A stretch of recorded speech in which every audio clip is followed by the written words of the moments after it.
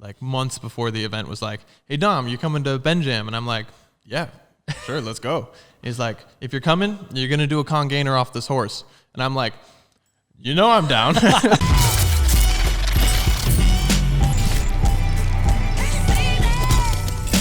What's up, guys? Today's guest is a pro movement athlete known for his insane stunts and viral clips. Please welcome to the JAMCast, Mr. Dom Hughes.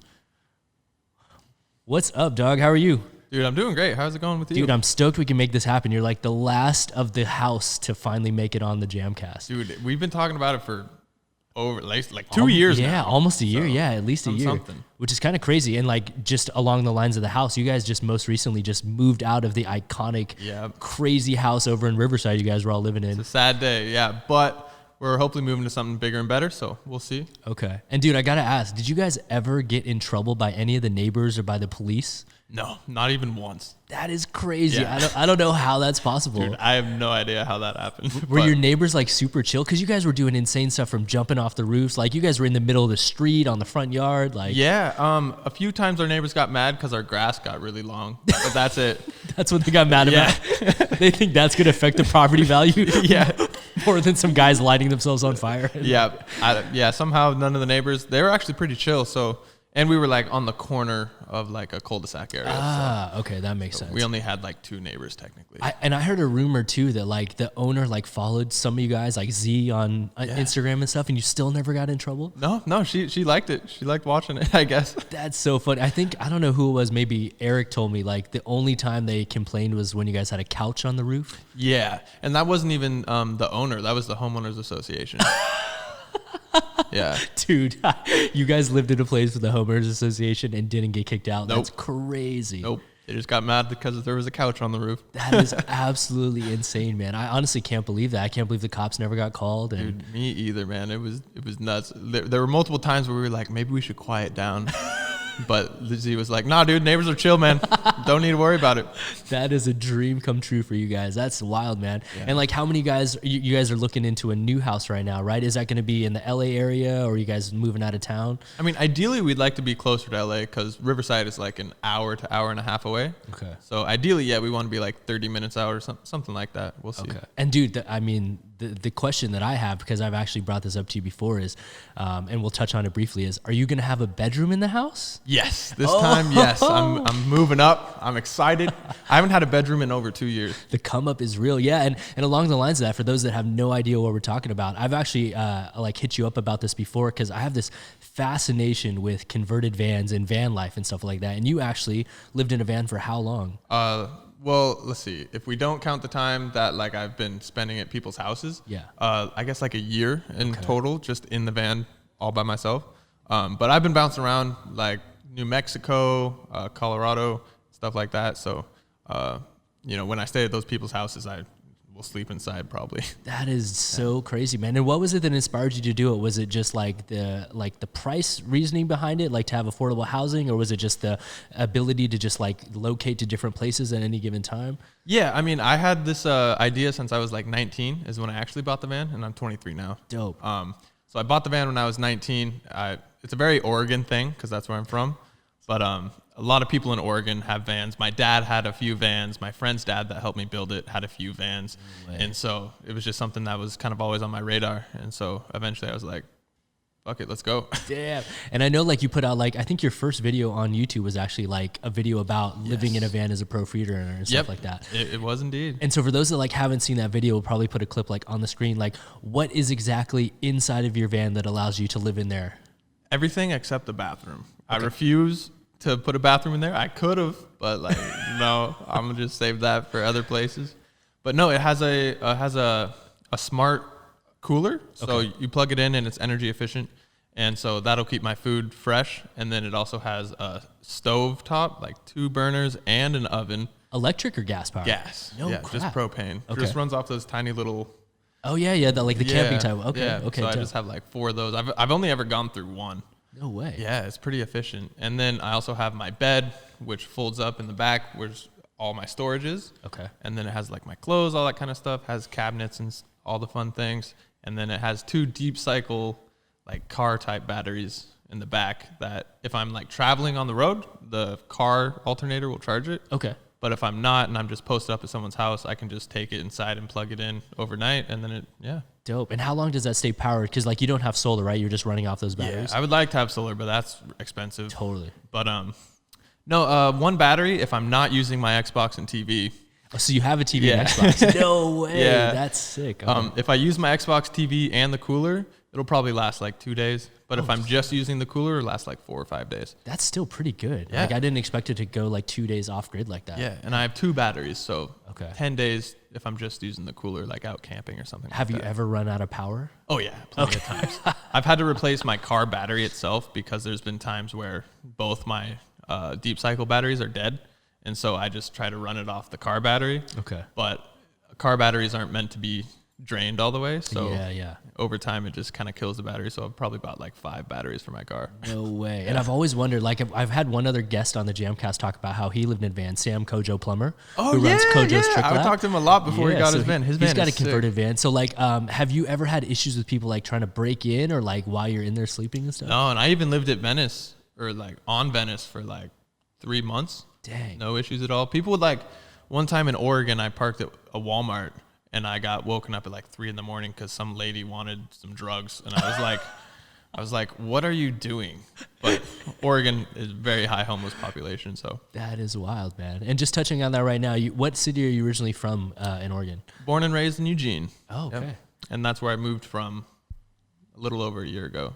Okay. California. And what was life like back then, like growing up? Were you always fascinated with like movement and parkour and stuff, or when did that journey exactly start? Yeah, no, I feel like a lot of us as kids always have like climbed trees, done stupid shit, jumped off of shit. Totally. And so I never really had a name for it.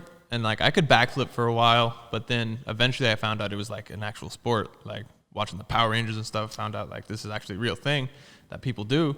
And watching Eric's videos and Posh's videos and stuff, I'd go watch that stuff and go play around in the trees and whatnot. And then eventually I finally started to like put a discipline on it and then started doing my own thing with it. And then I joined gymnastics for like a year or 2. And Okay. then, And how old were you when you started like formal gymnastics as opposed to like starting, I guess, parkour under a formal name, you know? I started parkour when I was like probably around 10, 11. Okay. But then joined gymnastics when I was 12 because I knew it would help. Nice. But I didn't realize all the structure and formality behind gymnastics, which I'm really not a fan of. So what level did you get up to? 5. Level 5. What's You the hardest? start at level 4. Okay. I was going to ask, like, what's the highest skill you do at 5? Are you doing like floor tumbling, like fulls and stuff at that point? Not even fulls. Wow. Yeah, so it's just like layouts. I got actually in trouble for doing a full. Okay. Because I would come to open gyms and like train on my own, but my coach didn't like that. And so one time I accidentally did a full, and he got upset with me, and I was like, "All right, I quit. I'm done. This is not cool." That's wild. And what's the scene like up there as far as like movement is concerned? Like, was there a huge parkour scene that you were able to like learn from and train with, or were you doing like a lot of isolated training at the beginning? In the beginning, there was actually a lot more in my town. There was a lot more free runners back then. So I had like a little group of my guys. We would all train all the time, link up. They were kind of out of the town, more in like the kind of woodsy type area. Okay. But yeah, I trained with them all the time, and then eventually they just started to fall off slowly. But Portland actually does have a pretty big community. Yeah, totally. That's where like Joey Adrian's from, Dappy Have, Max Antal. Let's see. Also in Bend, there's Kai Fleming. Yes. And then there's also Tyler Peterbaugh back in Portland as well. That is wild, dog. Yeah. That's wild. And now I just have to ask this just because like the majority of your clips that we see now on like social media and stuff like that are all outside clips. Was the majority of your training inside of gyms when you started, or were you always doing outside training? I would say when I first started, it was majority outside. Okay. And then I had a few injuries and stuff, which kind of kept me into the gym until I moved out of Oregon is when I really started to train outside hard again. Oh, wow. So really not too long, like of pushing it outside. Yeah. That's pretty dope, dude. And what's that iconic spot that's in Oregon? That there's like an outdoor, like concrete type spot, I feel like, that everyone trains at. You know what I'm talking about? It could be the U of O. Oh, wait, no. You're talking about Keller Fountain. That's exactly what I'm talking about. 100%. Keller Fountain is sick. That's in Portland. Portland's like 2 hours away from where I'm at. Okay. But yeah, no, Portland, sick. I watched Joey Adrian growing up a lot. He was like the first double backflip outside I ever saw, and I was like, oh my God. Dude. It's nuts. That's so crazy. Yeah, those are like, I mean, a lot of the names that you named there are people that like a lot of people look up to in the community and stuff like that. And we're putting out stuff on social media. So it's cool that you had like somewhat of like inspiration close to you and stuff. Yeah, no, it's sick. It's cool to see the parkour community keep growing too. Maybe not in the town I'm from, but in Portland, it's getting huge, which is exciting. They have like 5 parkour gyms now or something like that, I think. Yeah, totally. And you even, I think like even during this like quote unquote like lockdown, you guys went back there for a jam like maybe a month or 2 ago, right? Yeah. That was in Bend, and it was actually absurd to see because growing up I would go to that same event, but there was like 10 of us max. No way. And then this time I brought Pasha and like almost the whole gang except for Z. Because Z was in Boston, I think. But this time though it was massive. We had an outdoor spring floor, some trampoline setups. We'd go around the town and go hit different various spots and stuff. It was sweet. It was super sick. The guy running it is named Eric Corrales, and he's like also kind of an OG. Yeah. Broke some ankles and stuff. Doesn't really do too much anymore, but yeah, it was emotional for him because he's never seen it like that big. Right? Yeah. And so we got to talk about it then. I think the clip that's like the most recognizable from that weekend is obviously the one of you doing the Kong gainer off of a horse. And how did that come about? And like, what's the story behind this? Like, so actually the guy Eric running the event, like months before the event, was like, "Hey Dom, you coming to Ben Jam?" And I'm like, "Yeah, sure, let's go." He's like, "If you're coming, you're gonna do a Kong gainer off this horse." And I'm like, "You know I'm down." So he like put it out there in the universe. No way. And then the owner is this kid, but also his parents, obviously. But they really wanted me to do it too. No way. So we set it up all nice, made sure the horse was treated right and everything, and it was sick. Dope. Awesome. Check that off the bucket list. Yeah, we're taking a look at it right now on the screen right here. So how many attempts did it take for you to do it, or was it a one-shot kill? Let's see. So I prepped it a few times, and I wanted the horse to like feel comfortable with me running at it, you know. But I didn't push on it too hard. But yeah, no, I tried to see which other blocks would be good for like running. But this was the best little lump I could find. Crazy. And then, it was a one shot after I prepped it. That is super crazy, man. And it's so funny, too, because, like, within our community, everyone's seen that recent clip of the guy running up to a horse from behind its legs and getting kicked. And I'm like, what was he thinking he was going to do anyways? Like, I think he was going for inward double side, you know? He got inspiration from Bailey's double aerial off the car. Yeah, exactly. No, I don't know what he was thinking. That's dumb. I've been kicked by a horse before, and it's not nice. That's what I've heard. It's like insane. What did you like sneak up behind it or what happened? No, I was on top of my cousin's horse. Okay. Bareback, and he just starts throwing rocks at it. And then it just books it. I fall off of it, and it like kicks me as I'm falling off. No way. Did you sustain any injuries or? Luckily, he hit the meat of my ass. Wow. So I couldn't walk for like 2 weeks, but I was fine, I guess. I've heard of people getting their ribs just shattered. Oh yeah, if it hit like a bone or like my face, forget it. Damn. Yeah. That is crazy, man. It's just something that I haven't encountered in my life is like getting kicked by a horse. Don't do it. I don't recommend it. I'm a straight like city boy from LA, man. We don't really encounter horses much except on set. Yeah, I was gonna say I don't think I've ever seen a horse here in California. Yeah, not really. You got to be like super rich. Or like an adolescent girl in the valley. Yeah, that makes sense. One of the two, right? You know what I'm saying? Well, that's crazy, man. And so like what exactly inspired you to make the move and relocate from, you know, what you're quote unquote calling like your small town and making the big jump all the way out to Los Angeles? I just knew that if I've just seen a lot of people come to LA and like grind. Some people don't make it. Some people do. Z and Bailey, and I've seen like Eric and Boss now, and you know, several people just like move out here and just like make content all the time and like grind, and they get insanely good as well. And so the main motivation was to train, but then also if I can make it a career, that'd be sick. Okay. But also I knew that if I stayed in Oregon, it was kind of a dead end for me. I was a gymnastics coach for like 6 years. I was going to ask. Okay. So that would have been my life at that point. There's no one else to train with where I'm from right now. Totally. And so I just knew it was like, I either got to move here or find a different career. Damn, that is so wild to think about. I'm like super insanely blessed. I was like born and raised here. So I'm always like fascinated by other people's stories and how they can uproot their like entire life to just take a chance, you know? Yeah, it was best decision I ever made though, for sure. Made some of the best connections, greatest friends, and also my actual like skill level and training is just going through the roof, and I'm loving it. Having a good time too. And like, excuse my ignorance on this, but like, were you already friends with Pasha and Z and Eric? Z and I had been talking on social media for a while. Okay. But as far as Pasha and Eric goes, no, I met Eric once in Portland at the Lace Up Tour with LaFleur. Ah, of course. And then that was the first time I met him. And then I met Pasha when I first moved here. And then we just kind of all started hanging out a little bit. And then quarantine hit. And then we all moved in with each other. Totally. Yeah. And now, like, along the lines of you guys all, like, living together, and obviously you talked about you guys are relocating and trying to find a new house right now. One of the roles that you fit, besides being one of the crazy movement athletes in the group, is you're, quote-unquote, like, the chef of the group. Yeah, yeah. So how did that come about, and has cooking always been something that you're super passionate about? Yeah, so I didn't, like, intend on, like, really enjoying cooking. Like, it never was, like, my intention, but years ago when I had like pretty bad tendinosis in both my knees, I took like a year off of flipping for the most part, except for like into foam pits and whatnot, to let my knees recover. And then during that year, I also went ham at the gym, the weightlifting gym. I was going to ask and about just that. like, and I knew, or I realized, I guess, that if I'm going to be, hitting weights hard like I was doing, I'm going to need to be eating a lot of food. And so I started doing meal prep. Totally. And so I would cook 10 meals. So 5 lunch and 5 dinner for the whole week. And doing that just over the year or two was how I learned how to cook, essentially. And then now I just know how to cook a lot of food at once, and it's perfect for all the guys at the house. And so, yeah, I like it too. I love cooking. It's fun. And so how does that work? Do they buy the food and then you cook it? Or like, how does the system work out? Cause I'm like, dude, they got it in the, like, made. They literally have like a private chef in the crib. Yeah. So essentially we'll just like all go to the store, Okay. vibe out, do stupid shit.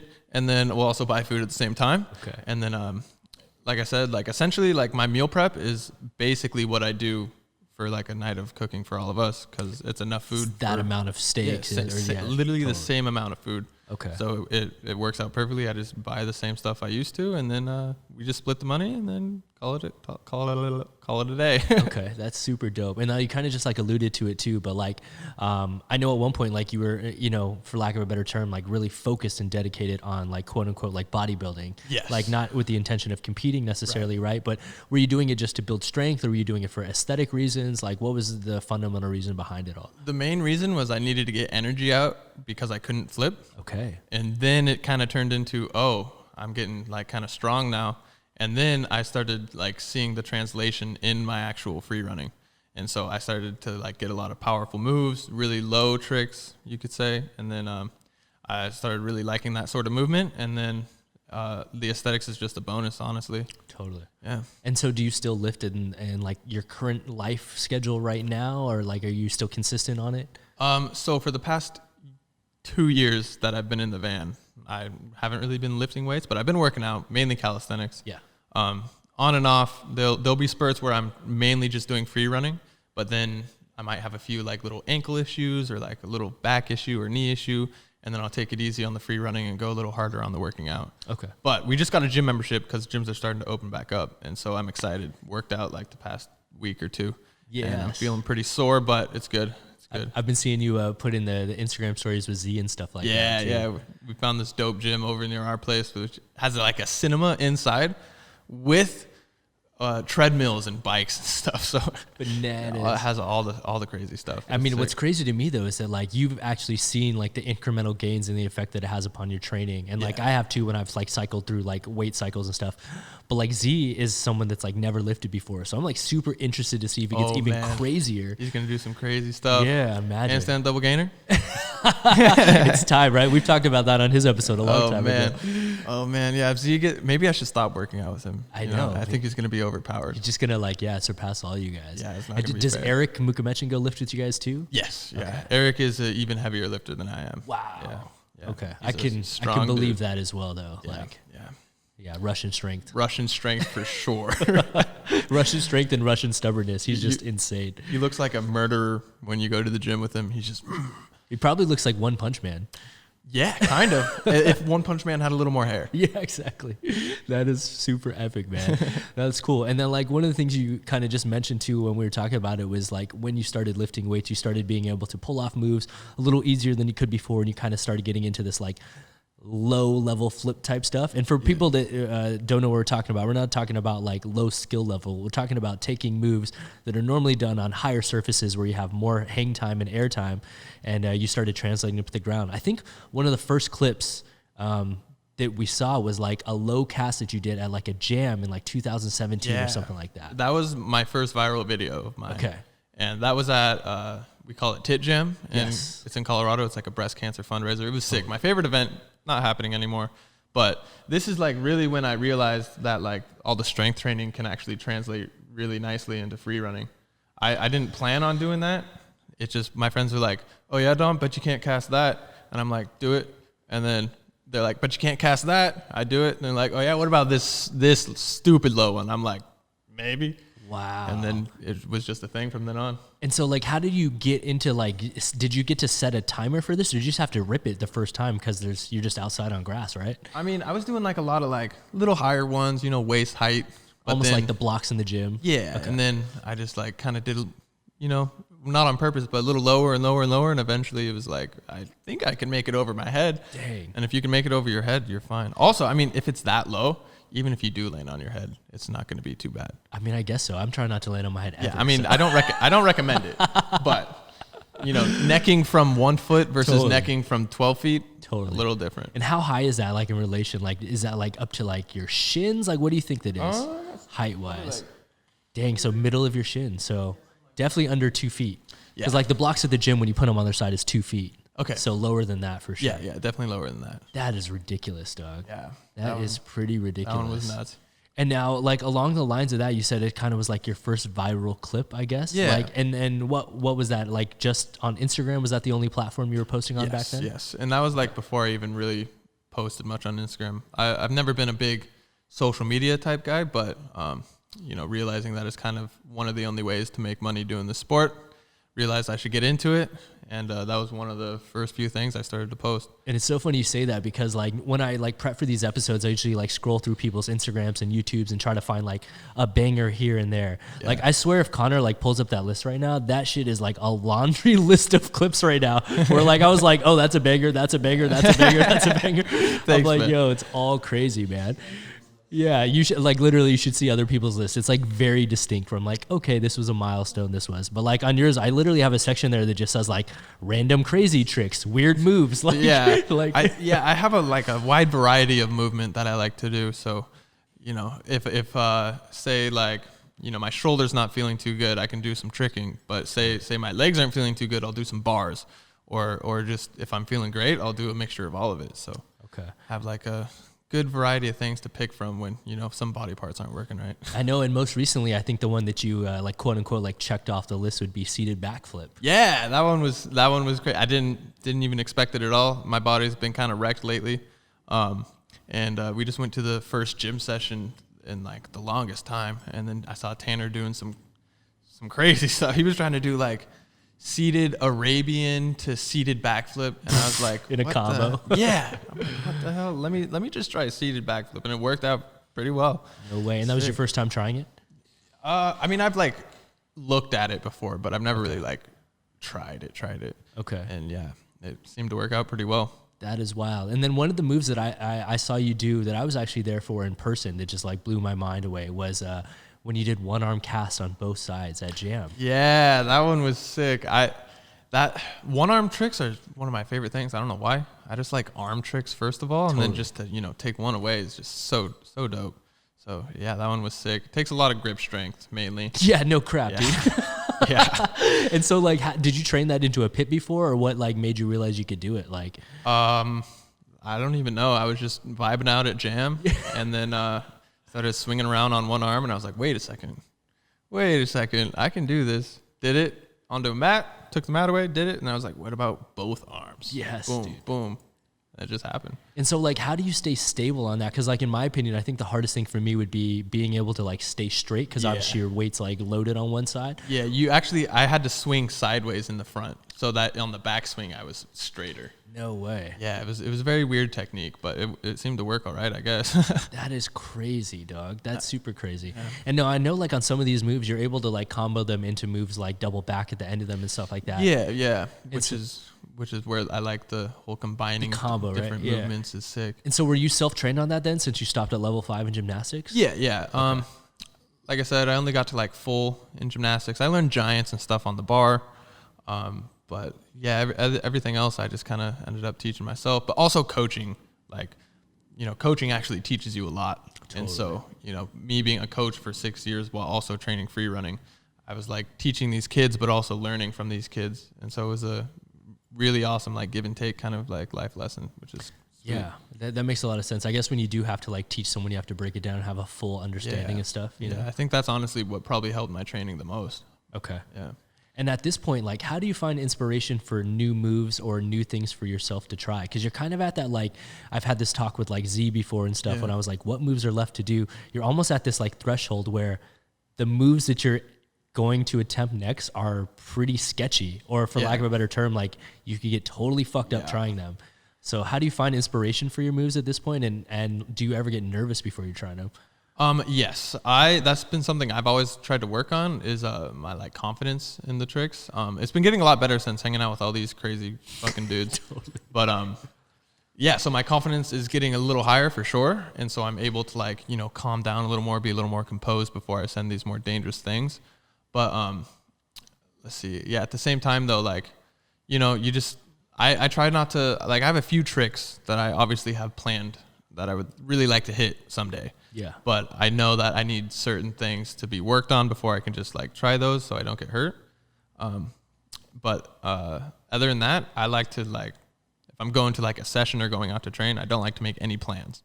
Because if I make plans, then I like kind of get in my head about it. So I like to just vibe out to wherever spot I am, just like to vibe out. And then that's normally when I do some of my coolest stuff is when I just don't have any plan and it kind of just is something that comes off the top of my head. Learned that one from Pasha for sure. Yes, 100. Yeah, he's insane. He'll literally go to the gym and just start doing stuff, and then he has a clip before you know it. Yeah, he did craziest, coolest, most unique stuff too. So, yeah, 100. Yeah, it's a big motivation of mine. Have you ever attempted something and got so nervous or maybe like fear overrode you that you had to stop and come back and attempt it again? Yes, multiple times. I'd say one of those, the most recent one I would say was swing double cast. I've tried to do it the same bar as he did it. But I think I was just in my head too much. I still don't even know if I would have like rotated quick enough. So I'm still like, I have some stuff there I need to work on, a little more powerful flick and all that kind of stuff. But that was something I had to stop because I was just, I attempted it like 14 times and just kept doing just a normal swing cast. Totally. And so that was just one of those things where I'm like, all right, I guess I'm not ready. Okay. So I'm going to go revisit that hopefully soon. We'll see. And you kind of answered it right there. I was going to ask you, like, when you're filming, like, a lot of these clips that you do put out online where I said, like, they're just banger after banger, is there, like, a limit you set to yourself before you stop, or is it based on, like, muscle fatigue, you know? No, there's never really any muscle fatigue issue with me, at least. But, no, we have this running joke inside the group where I should probably get one more time tattooed on my forehead. You say that? Because I'm always like, all right, last one. Okay, just kidding. One more time. Okay. One more time. One more time. So yeah, that is something. I'm getting better. It's also part of the commitment thing that I've been working on. Totally. And so yeah, it's getting less and less. Hopefully I won't have, 30 clips before I get the actual clip I want. I'm trying to work my way down to where it's like maybe just one shot for once. And when you say one more time, is that in the sense that you're like getting nervous before you pull it off, or is it in the sense that you just want to make it like look the way that you're envisioning it? I would say more nervous. A lot of times I'll like think I'm about to do it, but as soon as I'm actually setting for it, I'll just do like a lower level version of what I actually wanted to do or something like that, and I didn't actually go for what was intended. So that's where the one more time comes, because then I'll go back and be like, all right, one more time. This is it. And then this is the one. Yeah, I'll do that like 10 times. No, I think that's cool. I think like honestly, that's like something that kids that are probably watching and listening to this podcast need to hear more often. Yeah. Is because like in this time period that we're living in right now, it's really intimidating to log on to like anyone's page and see these like monstrosity of clips that are done by people, but they really don't tell the story of like how long it took in order to achieve it and stuff like that. I know, like, for example, Bailey's become obsessed with watching the store subscription part of the site, where you can like pay to watch the behind the scenes of their videos. And he'll realize like, oh, these guys were like trying to get this move for like 20, 30 tries as opposed to just like one-shotting it, which like makes them feel more humanized, Exactly. Yeah, Instagram just really shows like the one good one out of the 40 maybe. Okay. So yeah, that's definitely the case with me. Most of my clips, I at least try like 5 times. Okay. Sometimes it is a one shot, but not nearly as much as it would take like 10 tries. And that makes sense. Like before the podcast started, we were talking about ordering the iPhone 12, and you're like, I wish they had the 1 gigabyte on the max because your phone fills up fast with clips, right? Yeah, I have the 512 and I'm completely full. Dang. So 1 terabyte would be sick.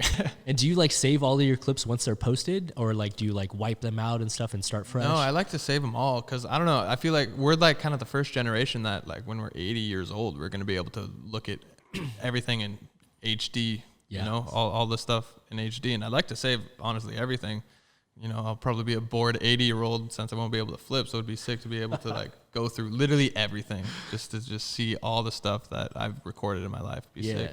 I know it's like a totally different school of thought because I'm like from the old school generation where like when we were flipping, we didn't even have phones that had video at first. Yeah. So like this whole ability to like film yourself in slow motion and like keep it forever. It's crazy. Is insane. Like I literally like look back on probably like 10 to 15 years of my flipping career where like I would have filmed if I could have filmed. Right. Like no one had a camera around. Yep. Like it's insane. That's kind of like where I started. People like GoPros were like even expensive, you know? Yeah. And like the flip cameras, I don't know if you remember those. Yeah, of course. Yeah, the flip cameras were what we started on. But very quickly as I got older, phones started being able to record. So it hasn't really been too much of an issue for me. Yeah, it's crazy. Kids these days have no idea how lucky they are. Like I saw a move the other day that Dom Tomato posted.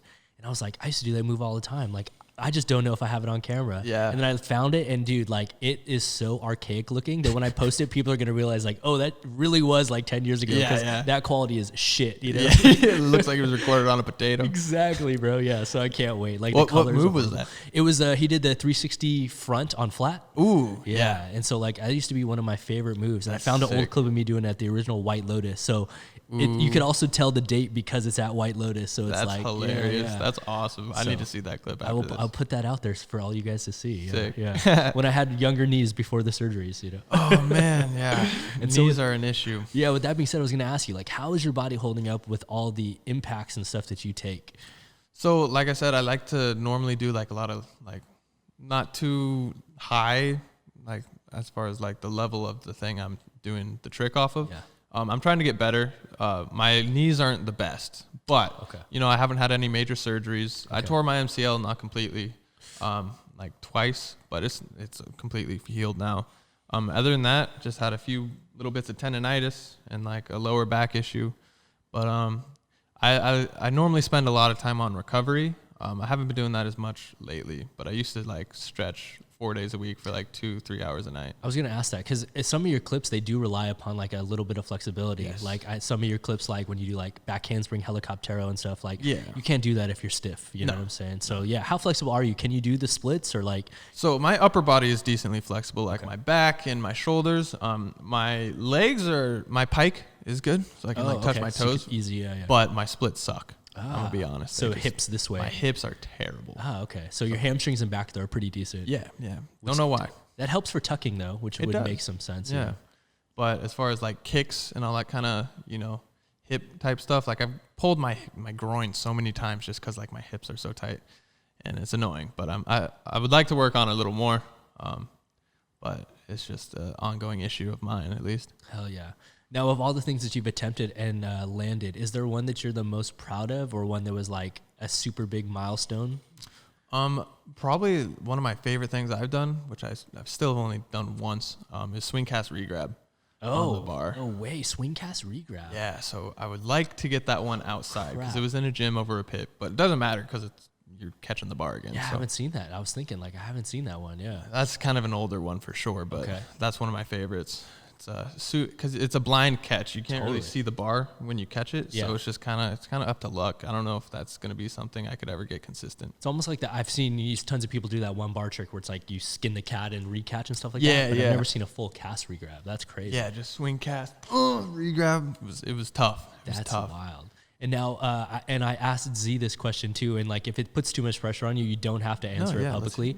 Are there any moves that you have in your dream wish list that you've yet to attempt? Of course. We just talked about it. Swing double cast, one. I haven't even done normal double cast. Oh, really? Yeah. Okay. So you got so I need to do that two one and too. one. Yeah. Okay. It's just like I said, I'm not like a very high impact kind of guy. Totally. So I know that double cast, you just have to be higher up. Okay. So I want my legs to be a little healthier. Swing double cast is from a bar, so it's not that high. Just really fast flip. Other than that, you know, handstand, gainer, like full and stuff. Z, I know. Totally. That one would be sick, but I also need to do con gainer full. Done it in the gym, but never outside. Crazy. Okay. And then let's see, other things. We were just talking about the skin to cat. Yeah. Or the shrimp flip is what it's called. Yeah. I've done it once in the gym where you go shrimp flip into another back flip. So you don't catch the bar. Yeah. You just go off. Yeah. Crazy. And that one would be sick as well. But Okay. other than that, flat ground cast. From the ground. From the ground would be. I think seen you try it on like air trick, or no? Is that flat con gainer on the ground? That was flat con gainer on the air track. So you think you could do it off the ground, just a cast back? I think the only way is out of a back extension roll, but I think it's very possible. Okay. Yeah. That is crazy to think about, dog. I want it so bad. Dang.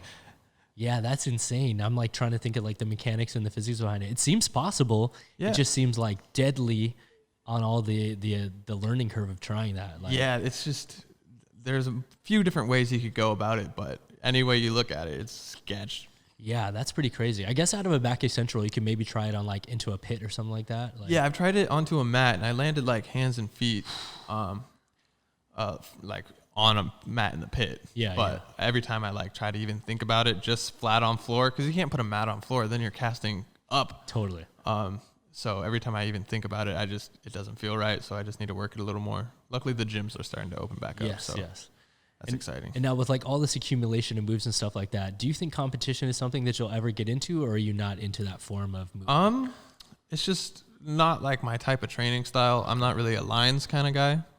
I just like to, every time I train, my goal is to learn or do something new. And so, but if you're training lines, normally you try to get stuff consistent. Totally. So a lot of the tricks I have, not that I can't do them again, it's just I'd rather just do something new. And so most of my tricks aren't very consistent. But, I guess that's something I could also try to work on for sure. Like, it'd be cool to be able to compete and stuff, but it's just also not like my type of goal. Okay. Yeah. And at your level that you're at right now, do you still watch anyone for inspiration, or? Oh, yeah. There's so who many do you people watch? I Yeah. watch. Let's see. I mean, a lot of the, Middle Eastern kind of guys are killing it right now. Yeah, totally, Like, man. Some of the guys from Iran are killing the game. Like the guy that, let's see, just won one of the Tempest comps. Saroush Barami? Yes. He is sick. He's sick. He's killing His style is dope, yeah. I've always watched Z and Boss and Eric, and then one of my favorites recently is Josh Mellon. Yes, dude. Josh I Mellon talked to on him TV, a lot. on He's Instagram, given me a lot of like the off-axis inspiration and given me some knowledge on like all the grabs and all the different axes and all the names for all that kind of stuff, because it's hard to do a lot of that stuff if you don't even know what it's called. Totally. So yeah. Okay. That's crazy, man. And now, like, one thing that I just have to ask, because I feel like a lot of kids would want to hear it just from your mouth, since it's a move that you seem to do all the time. Well, what's your secret to a con gainer? Secret to con gainer depends on what exactly you're trying to do, but my technique is also different than like Z's technique and Eric's technique. Okay. My technique, I like to make sure that it's more of like I'm pulling into it versus like I'm Kong and blocking. Yeah. I'm more coming into it where my knees are kind of coming first, and then I make sure that my chin is almost tucked the entire time and I'm looking forward. Kind of like when people do a stall, their chin is in like the whole time. Sean Batista style. That's the main thing. I mean, obviously my strength really helps with that move in particular. The higher off the block you can get, the lower you can go. So. Okay. Yeah. And do you generate a lot of, since you're doing the pull as opposed to blocking, do you generate a lot of your height and power from your jump, from your legs? Or is it just like momentum caused by the speed that you go into it? No, I like to come into my con gainers really slow, actually. Okay. So I like to like kind of be nice and low and kind of crouch when I walk up into the con gainer. Okay. So that way I can use the momentum to get me up, because I know that my pull is strong enough to get me over. Totally. Yeah. Okay. And now what's funny is that like you talked about it earlier where you said that you really weren't like a social media guy to start. But what's funny now is that it seems like a good amount of your living is made off of being, for lack of a better term, like an influencer in the sense that you do brand deals and stuff like that for products. 100%. Even before we started this podcast, you and I were both banging out brand deals on the side over here and stuff like that. So like for those kids out there that are like super interested in trying to make a living off of their career and their body and stuff like that, like what are you currently doing? Like, you don't have to talk about like the money that you're making and stuff like that, but like how do you generate revenue off of these deals, and how are you going about making money? So yeah, that's actually like another like reason I wanted to move to LA is to learn how the industry works and to learn how to work it myself and make it a career option for me. And so right now, 100% of my income comes from social media. Sick. I got myself a manager, and I probably could have like emailed the brands myself, but I hate being on my phone all the time. We have the same manager, so We do. Yeah, It's pretty sick. Shout out Sam. 1DS Sam. But no, so yeah, after moving here, I learned a lot about how brand deals work and, about like the kind of the price points you should be looking for depending on, your following and your engagement and all that kind of stuff. So it was a really harsh learning curve, but I finally kind of got the hang of it now. And so, yeah, essentially brands will hit up my manager, and then my manager will give them like a quote on like how much it will cost for, let's say, 2 main posts on your feed for the month and like say 4 stories. Yeah. And then there'll be a certain amount that they'll pay you for that. And then, yeah, I might do 1 or 2, maybe 3 if they include like TikTok or something like that. Totally. As well. Yeah. Okay. It's a very interesting job for sure. Heck but yes. It gives me a lot of like freedom, which I love. And allows you to basically just do what you are doing day to day already. Yeah. You know what I'm saying? It's definitely like a job for sure. Like you got to make sure you're posting at a certain time and posting like every day and using all of the different platforms, and then also using all of the different like intricate things on each of the platforms. Like say you need to post, reels, you should probably go live on Instagram. You should also probably, post YouTube. You should also probably post on TikTok. And, the more platforms you're using and the more things in the apps that you're utilizing, the better engagement you're going to get, and the better engagement, the more money. Totally. That's super dope. And so like, what advice would you have for a kid that's maybe like listening to this podcast and they're back in like, what they consider a small town, just like you kind of said that you originated from? What advice would you have for them, if they wanted to start getting into a movement journey like parkour and freerunning? Yeah. And what advice would you give them like career-wise if they want to like take this seriously? Yeah. So what I see a lot of kids nowadays trying to do is their skill level may not quite be there, but they try to pretend that they're an influencer. And so they're like posting and like trying to hit these brands up, but brands aren't working with them, or they're not growing, or their engagement sucks. And what I have to say is like, really just work on your skill, enjoy the movement. Don't try to make it a job before like a passion, Okay. Make it a passion, get good at what you like to do. And then once like your skill level is there, that's when you can, start trying to learn how to, grow on the social media platforms. And then once you actually have like a decent amount, then start trying to make it maybe a career, like get some money out of it. But if you're just trying to make money out of it straight from the beginning, it's not going to work. Yeah. No, that makes a lot of advice. Okay. Super dope, dude. And now with that being said, like one of the questions that I always ask people before we get out of here is something that's going to be interesting because you're one of the young ones.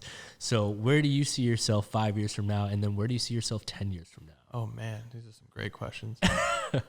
So, for the longest time, I always thought that, I'm going to cap out with my free running probably at 25. But then, like I said, I moved here, and now I've been training with Pasha and Eric. And last year, Pasha and Eric did some of the craziest stuff they've ever done, some of the craziest stuff ever done in the sport. And so, but they're like 30, 28. Yeah, so Eric's 30, and Pasha's 28. So that gives me a lot of hope. I've also met a lot of other older people out here that are still training. And as long as you stick to your health and your recovery and your strength, you can even if you do say, tear your ACL or something like that, you can still work around it, find new movements that you can get into. So 5 years from now, I still see myself, unless I break my back or something like that, still see myself training, hopefully even better than I am now. And then 10 years from now, hopefully I have some businesses of my own and, can make a maybe larger impact on the sport with business itself. Okay. Yeah, we'll see though. Hell yeah, man. No, that's super cool. I'm super interested to follow the journey. And, more than anything, I'm stoked that we've all had the chance to meet. And hopefully we have some cool things in the works that we can tell people about in the near future. Yes, I'm excited. Be super the dope, future has a lot of potential. Yes, yes. So we'll see what's good. In all facets, from your guys' new house to some stuff that we're all working on. So. Yeah, I'm super excited. Hell yeah, man. Same here. So, before we get out of here, can you just look in this camera and let people know where they can stay up to date with your journey and follow you? Yeah, of course. So you can follow me on YouTube, TikTok, Instagram, at Dominic Hughes. It's all the same. Dominic_Hughes if you want to be exact, but and we'll put it on the screen. Pop up. Yeah. Perfect. Yeah. Hey, yo, guys, with that being said, please be sure to hit that like button, comment, subscribe for brand new episodes each and every week. Join us every Monday for Jam Breakdowns and every Friday for brand new JAMCast, interviewing influential members of the movement community like Mr. Dom Hughes himself. So with that being said, guys, I got to give a very special shout out to Mr. Connor Simon, front of the cameras in the Switcher app as always. I got to give a special thank you once more to our guest this week, Mr. Dom Hughes. Thanks for coming through, homie. No, thank you, man. This is awesome. Hell yes. And as always, guys, coming through, I'm your host, Travis Wong. Thanks for joining us here on another JAMCast. Until next time, we'll see you all soon. Peace.